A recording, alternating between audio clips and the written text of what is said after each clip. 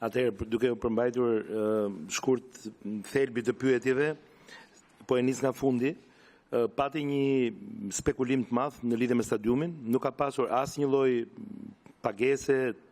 për stadiumin të niveleve 50-60 milionë euro, siç u bë virale në shumë prej postimeve.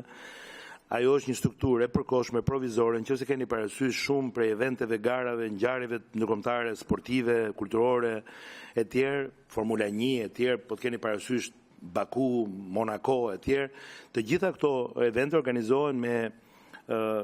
struktura provizore, cilat ndërtohen, ngrihen, rinë spektatorët në këto struktura për ditët e zgjatjes së eventeve dhe pastaj ato shpontohen përsëri. Një nga kërkesat specifike të artistit ishte që të kishte një, thash dhe më parë, që të kishte një platformë e cila të ishte rreth 60.000 spektator. Ne nga ana jon, pra promocioni dhe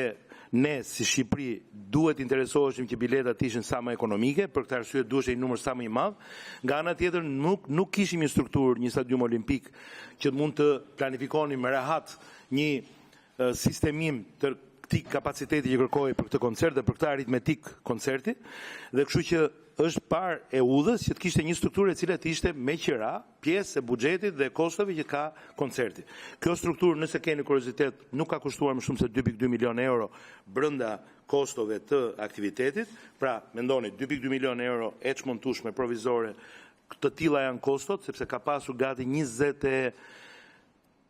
në mos gaboj 23.000 vendet ulura, pra kjo është struktura që i takon kësaj kostove që përmenda,